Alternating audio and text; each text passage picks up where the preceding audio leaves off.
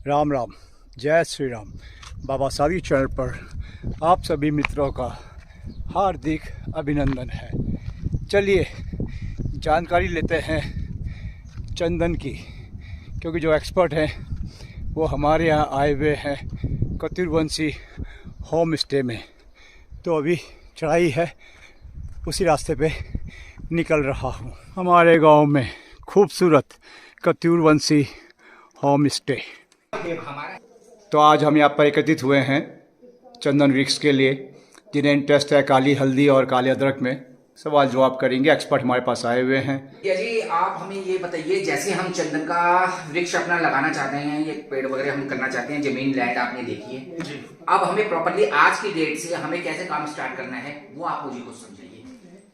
देखो, बेसिकली चंदन के लिए आपको कुछ चेक पॉइंट तो आपको मेजरली देखने हैं बिफोर सैंडलवुड कल्टीवेशन को स्टार्ट करने से पहले। लाइक एक तो पहले आपको ये देखना है कि वहाँ पे बहुत ज्यादा मतलब शेड ना हो, छाया ना हो। अच्छा। वहाँ पे अगर अच्छे से जो वहाँ पे छाया प्रॉपर धूप आ रही है और ज्यादा से ज्यादा वहाँ पे धूप आती है, जहाँ एक्सप्लोर ज्यादा हो जहाँ पे हो, तो उस एरिया को आप ज्यादा प्राथमिकता दें। राइट।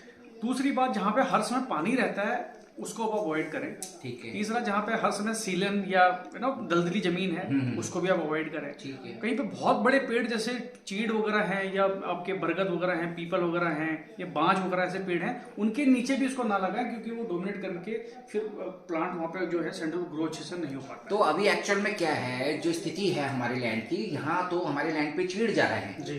तो सबसे पहले तो ये चीड़ हम हटवाते हैं जी, और चीड़ हटाने के बाद उसे लैंड को हम साफ करके उसमें हम अपना गड्ढा वगैरह जैसे बता रहे हो उस टाइप से करवा लें।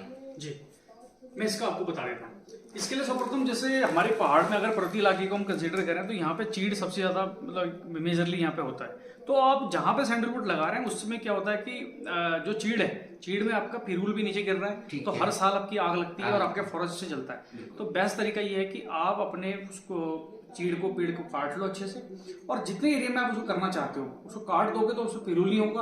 और फिर इसकी साइड साइड से ट्रेंच बना दो, खाई बना दो, जिससे कि कभी अगर भविष्य में अगर कभी लगती भी आग है तो उसमें फिर कोई दिक्कत आपको नहीं आएगा और वो ट्रांसफर नहीं हो पाएगी। और सेकंड थिंग्स, आप उसमें फिर उसके बाद जो ऑलरेडी वहां पे कोई एग्जिस्टिंग छोटे प्लांट्स अगर हो रहे हैं, वो होस्ट प्लांट, जैसे चंदन आपको पता है कि सेबी रूट पैरासिटिक है, अर्धपरजीवी है, तो उसको नाइट्रोजन, फास्फोरस, कैल्शियम वगैरह के लिए भी और कंपेनियन प्लांट चाहिए होते हैं। तो उसके लिए आप इसको ध्यान रखें कि अगर कहीं हमारे पहाड़ में बोलते हैं ना निसोडिको, ये ऊपर नीचे या साइड पे ऐसे ऑलरेडी प्लांट्स वगैरह हो रहे हैं तो वो ना काटें, बशर्ते वो छोटी हाइट के हों, मध्यम हाइट के हों, बहुत बड़े पेड़ ना हो। क्योंकि चंदन की हाइट अगर हम एक 12 से 15 साल का टाइम पीरियड लें तो वो 30 से 35 फीट के दौरान उसका 2.5 से 3 फीट का ही उसका गोला बनता है। तो हम ऐसा भी कर सकते हैं, जैसे चंदन के साथ में हम इसकी रेंज में ये कीवी को यूज करें, तो कीवी भी लगा सकते हैं हम। देखो, कीवी के लिए यहाँ की जलवायु अगर मैं देखूं तो उसके लिए बहुत आपको हाई एल्टीट्यूड वाली जो जलवायु है वो कीवी होता है यहाँ पर, तो अगर कीवी यहाँ पे हो रहा है तो आप उसको कर सकते हैं। बट कीवी साथ में गाँव में कीवी हुआ है, बट कीवी के लिए ये प्रॉब्लम है। एक तो पहली बात, देखो होना एक अलग बात है, और उस लेवल की फ्रूटिंग आ रही है, वो उसमें जो फ्रूटिंग वाइबिलिटी आ रही है वो एक अलग बात है। अगर उस लेवल की फ्रूटिंग वाइबिलिटी आपको दिख रही है कि अच्छा खासा आ रहा है, देन आप कर सकते हैं। बट मैं उसको रिकमेंड नहीं करूंगा, क्योंकि उसमें बेल टाइप की चीजें होती हैं जो सैंडलवुड को दिक्कत करेंगी। तो ये प्रैक्टिस आप सेपरेटली करें तो बेटर रहेगा। अच्छा, तो फिर आपके हिसाब से कौन से ट्रीज लगानी चाहिए जो आप देखो, उसमें सबसे बेस्ट तरीका है, अभी हम जो चंदन के साथ में कर रहे हैं, कुछ तो हम कर रहे हैं जैसे जो स्ट्रेस लैंड हमारे पहाड़ों में पानी की जैसे कमी रहती है, तो उसमें आप इंटरमीडिएट होस्ट के रूप में तो पहले आप लगाएं लेमन। लेमन काफी हाई लिक्विड स्टॉक है, बेचने में कोई दिक्कत नहीं है, काफी ठोस रहता है। आप कहीं नियर मार्केट में, लोकल मार्केट में, रामनगर वगैरह कहीं भी इसको सेल आउट कर सकते हैं। पहली बात, आज की डेट में 150 से 200 रुपए किलो हर सीजन में वो वेरी करता है, बिक जाता है। और सेकंड थिंग, उसके बाद आप आंवला या फिर ड्रम स्टिक, अपने नाम सुना होगा, मोगनी, सॉरी सहजन, जिसको मोरिंगा बोलते हैं, वो करें। उसकी फलियां वगैरह सांभर में डलता है। हाँ जी, वो दवाइयों में भी काम आता है, आयुर्वेदिक में, और दूसरी सब्जियों में वो बट यहाँ है नहीं, वो प्लांट्स हम ग्रो करते हैं हमारी नर्सरीज में, वो ग्रो हो रहा है। एक तो मैंने देखा था जो आप विकेसैन की तहसील के साथ में है, वहाँ भी लगा, वहाँ पे सैजन अभी हम कर रहे हैं, हमारे वहाँ पे वो सैपलिंग मिलेगी। साथ में हम कुछ टिम्बर के लिए, जो इमारती लकड़ी के लिए हम अपनी अफ्रीकन मोगनी वगैरह कर रहे हैं हाँ। और कुछ गवाबाज वगैरह भी हम कर रहे हैं, जैसे जो हाइब्रिड वाले गवाबाज हैं। तो इस प्रकार से अगर 4-5 चीजें मिसलेनियस रूप से आप करेंगे तो आपको कुछ वहां से भी रिटर्न मिल जाएगा और एट द सेम टाइम जो है आपका सैंडलवुड आपका जो मेन है वो चलेगा। तो और उसके साथ में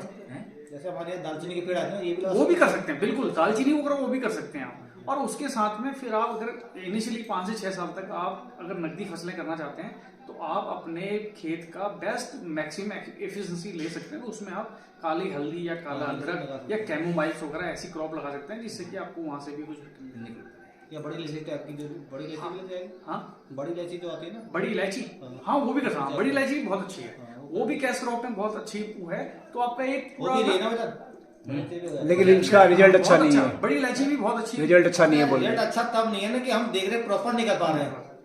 नहीं, बहुत उसका वो भी अच्छी वाइबिलिटी है। तो इसमें आपका लॉन्ग आपका जो डेली रोजमर्रा वाली के हिसाब से देखें 6 महीने साल भर के हिसाब से भी और मिड टर्म्स के लिए भी और एक लॉन्ग हमें तो ऐसी फसल देखनी है ना जिसमें पानी की ज्यादा जरूरत ना हो, क्योंकि उस जगह पानी है यहाँ नहीं की इतना। ज्योग्राफी को मद्देनजर रखते हुए, क्योंकि यहाँ पे वाटर स्केसिटी है, तो इसलिए बेटर तरीका है कि यहाँ पे वही चीज लगाएं जहाँ पे पानी की उसकी जरूरत कम पड़े और जो इजीली यहाँ पे हो जाए। अच्छा, इसमें आपका जैसे आप बता रहे क्रंच बनाने का टाइप में, उसमें क्या उसमें कितनी जगह उसको अच्छा, दूरी कितनी चाहिए, डिस्टेंस कितना होगा? चंदन की जो दूरी है, चंदन टू चंदन, अगर आपके पास लैंड बहुत ज्यादा है तो आप 14 बाई 14 का लेंगे।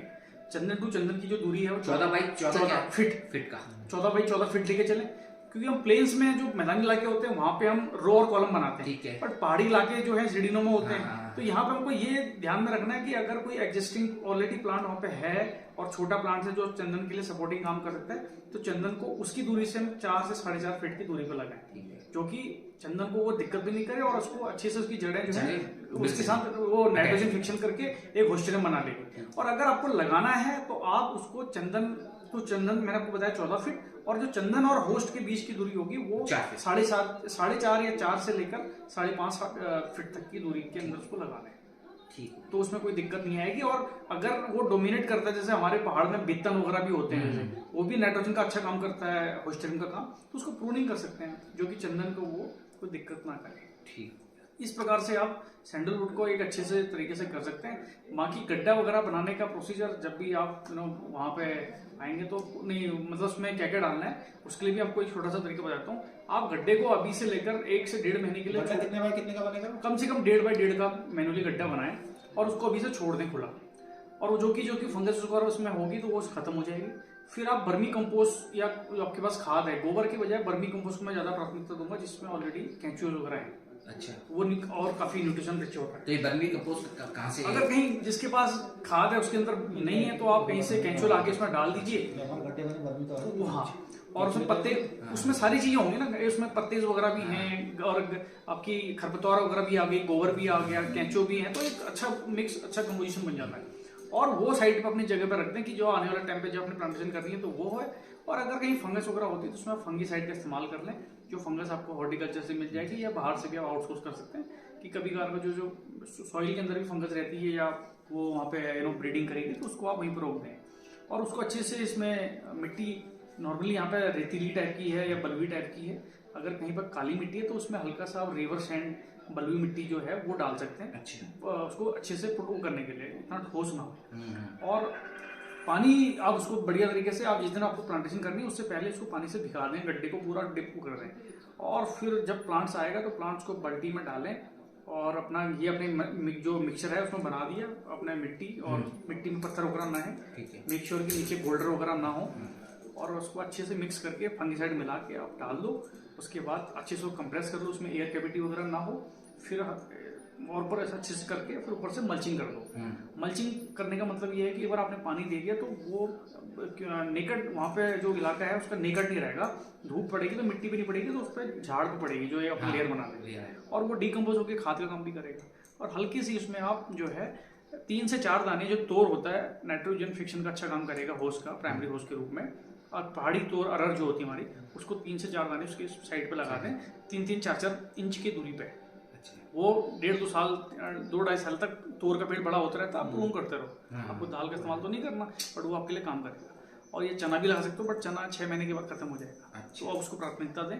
और इस तरीके से आप अगर आप करेंगे, और वहाँ पे जो एक टाइम के बाद जो झाड़ वगैरह हो रहा है उसको होने दीजिए आप, तो फिर मेरे ख्याल से सैंडलवुड आपका वहाँ से ग्रो करेगा। और इतना पहले से डे वन में लेके चलें कि 100 में से अगर आप 30 से 35% की भी आप सर्वाइवल आपका रेट है वहाँ पे, तो समझ लो फिर भी चंदन वहाँ पे अच्छे से हो रहा है।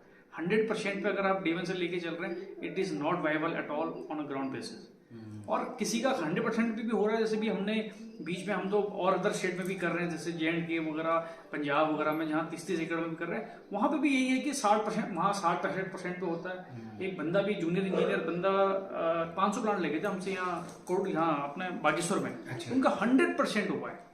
तो ये वेरी करेगा, सब्जेक्टिव है, डिपेंड करता है जलवायु का भी, वो है जलवायु का भी है, फिर केयर कितनी है, ये चीजें भी ये सारी चीजें हैं। तो आपको सैंडलवुड, आपको अगर 200 प्लांट लगाने हैं, 500 प्लांट लगाने हैं, तो आपको कोई दिक्कत नहीं, आपको भले 1000 प्लांट लगाने पड़ सकते हैं, बट आपको टारगेट आपको लेना तो कर लेंगे। ये चीजें हैं, तो ये इसका टोटल अपना एक प्रोसेस है। और ये अब इसके साथ जिंजर और इसका कैसे करेंगे? हाँ, इसके लिए फिर वही काली हल्दी और काला अदरक वगैरह जो है, इसके लिए हम आपको राइजोन वगैरह दे देंगे, तो आप इसको ग्रो करिए। और जो यहाँ पे फिर मार्केटिंग के लिए, तो क्योंकि जो हम ये चीज़ें कर रहे हैं, ये मेडिसिनल हब्स हैं, कोई खाने वाली चीज़ें नहीं है। वैसे ये आप इसको अपने दवाइयों वगैरह के रूप में या इम्यूनिटी को बढ़ाने के लिए ये सारी चीज़ों में इसका इस्तेमाल होता है। तो फिर पाउडर वगैरह बना के हो गया, तो ई-कॉमर्स वगैरह में हम इसका कर रहे हैं, तो उस मार्केटिंग भी अब इसको इजीली हम उसकी करवा सकते हैं, कोई दिक्कत वाली बात नहीं। बिल्कुल ये वो तो आप नॉर्मल हल्दी भी राधे राधे, धन्यवाद। जय श्री राम, जय देव भूमि उत्तराखंड, भारत माता की जय, जय हिंद।